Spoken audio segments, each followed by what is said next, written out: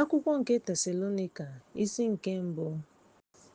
Pọl, Silas na Timoti na-edegara nzukọ ndị Tesalonika nke dị n'ime Chineke Nna na Onyenwe anyị Yeshua. Nna anyị na Onyenwe anyị Yeshua, amara dịrị unu na udo sitere na Yeshua. Anyị na-ekele Chineke mgbe niile maka unu niile, na-akpọku unu n'ekpere.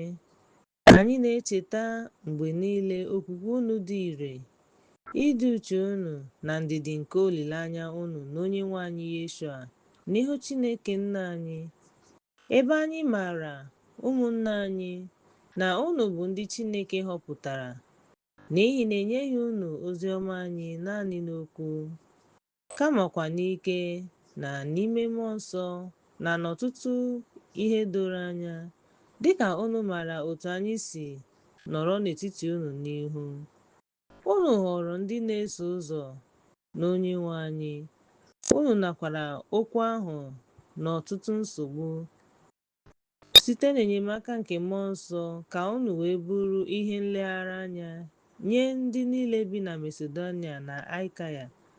N'ihi na site na unu ka okwu Onyenwe anyị gbasara, ọ bụghị naanị na Masedonia na Akaia, kamakwa okwukwe unu nke dị n'ebe Chineke nọ gbasara ebe niile, nke mere na anyị enweghị mkpa ikwu okwu ọbụla, n'ihi na ha onwe ha na-egosi ụzọ anyị ga-esi bata n'ime unu na otu unu si n'ekpere arụsi chigharịkwuru Chineke ije ozi Chineke ezi na onye ziri ezi na ihu ọkpara ya, site n'ihe ọkpara ya, onye o mere ka o si n'ọnwụ bilie, ya bụ Yeshua, onye ga-anapụta unu n'iwe nke ga-abịa n'ọdịnihu.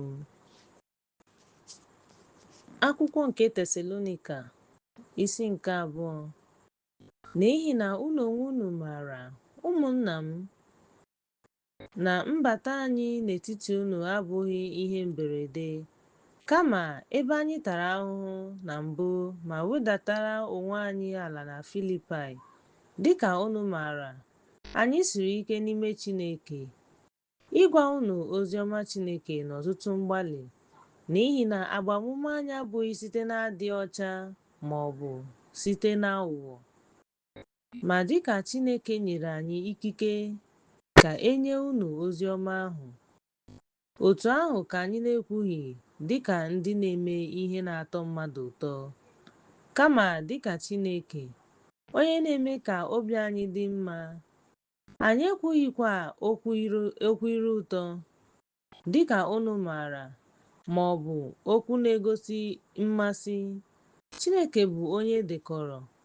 Anyị achọghị ikpe ekpere maka mmadụ, ma unu ma ndị ọzọ.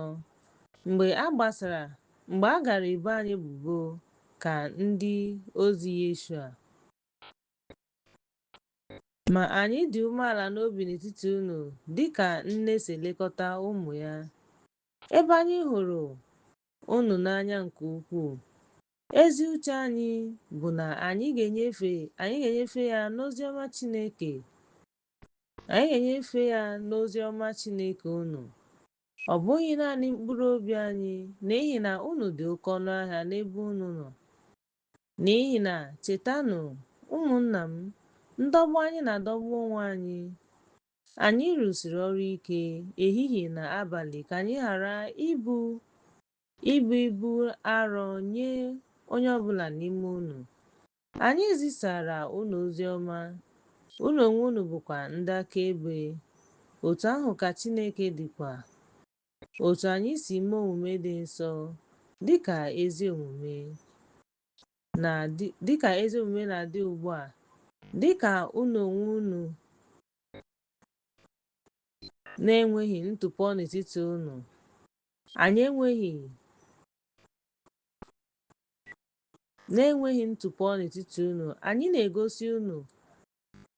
Anyị na-egosi na unu maara na unu hụrụ ibe unu n'anya.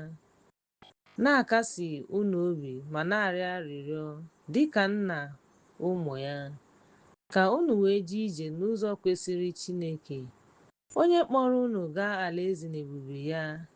Ya mere, anyị na-arịọkwa Chineke ka mgbe unu natara okwu Chineke nke unu nụrụ, unu anabataghị ya dịka okwu mmadụ, kama dịka okwu Chineke nke na-arụkwa ọrụ n'ime unu ndị kwere ekwe. N'ihi na ụmụnna m, unu aghọwo ndị na-eso ụzọ chọọchị Chineke, ndị nọ n'ime Yeshua, ma ewezụga nke ahụ, n'ihi na unu onwe unu atawokwa ahụhụ otu ihe ahụ n'aka ndị obodo unu, dịka ha tara ahụhụ nke ndị akaebe, ndị gburu Onyenwe anyị Yeshua na ndị amụma ha ma kpagbuo ha. Ebe Chineke adịghị atọ ha ụtọ, ha na-emegidekwa mmadụ niile, ma gbochie ha ikwusara ndị mba ọzọ ozi ọma, ka e wee duhie ha, ka ha wee mezuo mmehie ha mgbe niile, n'ihi na iwe Chineke abịakwasịwo ha, ọbụna ruo n'ikpeazụ.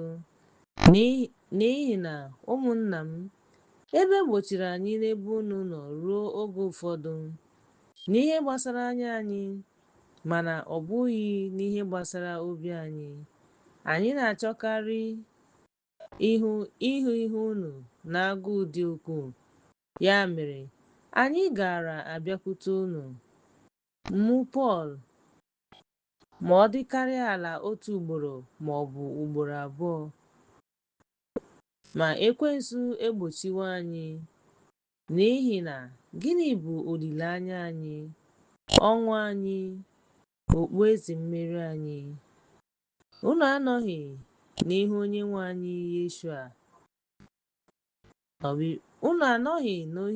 anyị Yeshua n'ọbịbịa ya, ịbụ otuto anyị na ọṅụ anyị.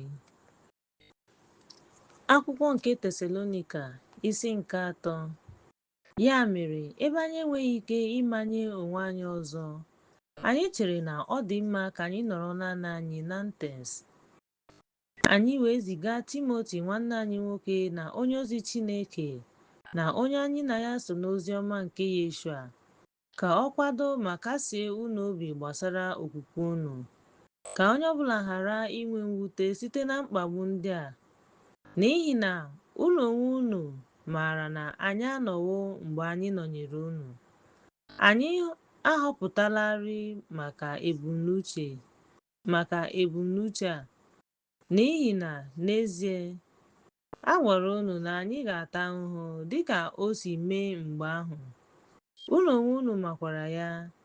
N'ihi nke a, mgbe unu zitere ya, enweghị m ike igbochi onye na-anwa anyị ịma okwukwe unu, ka ọrụ anyị ghara ịnwa unu n'ụzọ ụfọdụ. Ma n'oge na-adịbeghị anya, Timoti abụrụla ihe efu. Ma ọ bịakwute unu ma wetara unu oziọma banyere okwukwe na ọṅụ unu, na eziokwu ahụ bụ na unu na-echeta unu nke ọma mgbe niile, na-achọ ihu unu dịka anyị onwe anyị na-enwetakwa unu. Ya mere, ụmụnna m, anyị nwere nkasi obi n'ime unu, n'ime mkpagbu na mkpa anyị niile, n'ihi okwukwe unu. Ma ugbu a, ọ bụrụ na unu eguzosi ike n'ime Onyenwe anyị, gịnị ka anyị ga-ekele Chineke ọzọ maka unu, maka ọṅụ niile anyị nwere n'ihu unu n'ihu Chineke anyị? Anọ m na-ekpe ekpere nke ukwuu iji hụ ihu unu na imezu ihe n'efu n'okwukwe unu. Ugbu a, Chineke n'onwe ya, ya bụ Nna anyị na Onyenwe anyị Yeshua, duzie anyị n'ụzọ anyị ga-esi bịakwute unu, ka Onyenwe anyị mee ka unu bawanye, ma mee ka unu bawanye n'ịhụnanya n'ebe ibe unu na mmadụ niile nọ, dịka anyị na-eme n'ebe unu nọ, ka obi unu sie ike ma ghara ịta ụta n'ịdị nsọ n'ihu Chineke na Nna anyị, mgbe Onyenwe anyị Yeshua ga-abịa, Yeshua na ndị nsọ ya niile. Akwụkwọ nke Tesalonika isi nke 4. Na-agbakwa unu ume n'ime Onyenwe anyị Yeshua, ka unu ọzọkwa, ụmụnna anyị ndị natara n'aka unu ụzọ ije ije n'ụzọ dị ukwuu karịa, dịka unu si eme ihe na-atọ Chineke ụtọ, n'ihi na unu maara ihe anyị nyere unu iwu site n'aka Yeshua, n'ihi na nke a bụ uche Chineke gbasara nsọ unu na izere unu, ka unu wee mara otu esi enweta nke ya site n'ịkwa iko, ka onye ọbụla n'ime ụgbọ mmiri na nsọ na nsọpụrụ, ọ bụghị ọchịchọ agụụ dịka ndị mba ọzọ na-amaghị Chineke, ka onye ọbụla ghara imegbu ma ọ bụ ghọgbuo nwanne ya n'ụzọ ọbụla, n'ihi na Onyenwe anyị bụ onye na-ekpe ikpe ihe ndị a niile oge niile ma gbaa unu ama, n'ihi na Chineke akpọwokwa unu na mbụ na ọ kpọghị ụmụnna ka ha ghara ịdị ọcha. Ọ na-eleda ihe ndị a anya, kama ọ na-eleda ịdị nsọ anya. Ya mere, onye ọbụla ma ọ bụghị Chineke, onye nyere unu mmụọ nsọ ya, ma n'ihe gbasara ịhụnanya ụmụnna, unu achọghị ka m dee ihe n'obi unu, n'ihi na Chineke eziwo unu ka unu hụ ibe unu n'anya. Ee, ihe a ka unu na-eme n'ezie n'ebe ụmụnna niile nọ na Masedonia niile nọ. Mana anyị na-arịọ unu, ụmụnna m, ka unu na-amụbawanye, ka unu na-agbakwa mbọ ịnọ jụụ, ebe anyị maara na dịka aka unu si nye unu iwu, ka unu wee bụrụ ndị na-ekwu eziokwu nye ndị nọ n'ezi, ma ghara inwe ihe ọbụla ị ga-eji amaghị ihe gbasara ndị nọ n'ime ha. Achọghị m ka unu hie ụra, ụmụnna m, ka unu wee ghara iru uju dịka ndị ọzọ na-enweghị olileanya, n'ihi na ọ bụrụ na anyị ekwere na Yeshua nwụrụ ma bilite ọzọ, ndị na-arahụ ụra n'ime Yeshua ga-esokwa ya. Ya mere, anyị na-asị unu n'ọnụ Onyenwe anyị na anyị dị ndụ na ndị na-echere ọbịbịa nke Onyenwe anyị agaghị emeri ndị na-arahụ ụra, n'ihi na Onyenwe anyị n'onwe ya ga-esi n'eluigwe rịdata na mkpu, n'olu onyeisi nke ndị mmụọ ozi na opi nke Chineke. Ndị nwụrụ anwụ n'ime Yeshua ga-ebu ụzọ bilie. Mgbe ahụ, anyị onwe anyị ndị dị ndụ ma fọdụrụ ga-eso ha nọrọ n'igwe ojii izute Onyenwe anyị n'eluigwe. Otu a ka anyị ga-anọnyere Onyenwe anyị mgbe niile. Ya mere, kasienụ ibu unu obi site n'okwu ndị a. Akwụkwọ mbụ nke Tesalonika isi nke 5. Banyere oge na oge, nwanne, n'ihi na unu onwe unu maara nke ọma na ụbọchị Onyenwe anyị ga-abịa, n'ihi na mgbe ha na-asị udo na nchekwa, mbibi mberede ga-abịakwasị ha dịka ọnya n'ahụ nwanyị dị ime. Ha agaghịkwa agbanahụ, ma unu onwe unu, ụmụnna m, ga-abịakwasị unu dịka onye ohi. Unu onwe unu anọghị n'ọchịchịrị dịka ụbọchị ahụ nke ehihie. Anyị abụghịkwa ụmụ nke abalị, anyị abụghịkwa ụmụ nke ìhè. Ụmụ anyị bụkwa ọchịchịrị. Ya mere, unu ehiela ụra dịka ndị ọzọ, kama na-echenụ nche ma nwee uche zuru oke, n'ihi na ndị na-arahụ ụra n'abalị na ndị aṅụrụma aṅụọla mmanya n'abalị, maka ndị nọ n'ehihie nwee uche zuru oke, yikwasị ihe mgbochi obi nke okwukwe na ọṅụ na olileanya nke nzọpụta dịka okpu agha, n'ihi na Chineke emeghị ka mmadụ nwee iwe, kama ka ha nweta nzọpụta site n'aka Onyenwe anyị Yeshua, onye nwụrụ n'ihi unu, ka anyị wee soro ya dị ndụ. Ya mere, na-agbarịta ibu unu ume ma wulie ibu unu elu dịka unu na-eme ugbu a. Ụmụnna anyị na-arịọ unu ka unu mata na ndị na-arụsi ọrụ ike n'etiti unu, ndị nọ n'ezi unu n'ime Onyenwe anyị, ndị na-adụkwa unu ọdụ, ka unu wee nwee ike ịghọta ha n'otu n'otu dịka onye ohi n'abalị. Nweenụ udo n'etiti onwe unu. Anyị na-arịọ unu, ụmụnna m, ka unu dọọ ndị na-adịghị ike aka na ntị, na ndị na-adịghị ike, ka unu kasie ndị na-adịghị ike obi, ka unu na-anagide ndị na-adịghị ike, ka unu na mmadụ niile dịrị n'udo. Hụnụ na onye ọbụla anaghị akwụghachi onye ọbụla ụgwọ ikpe na-ezighị ezi, kama na-agbaso ihe dị mma.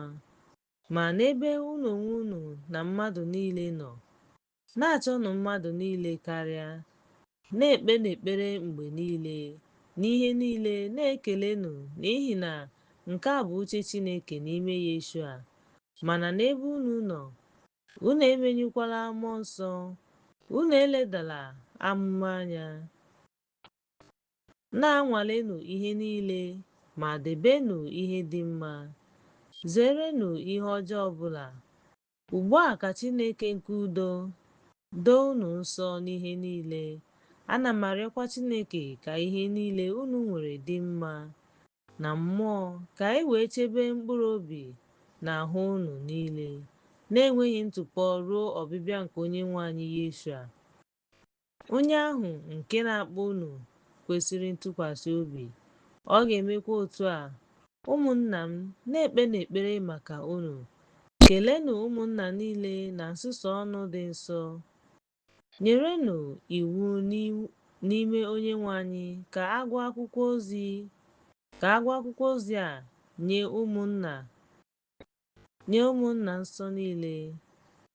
Amara nke Onyenwe anyị Yeshua dịnyere unu. Amen.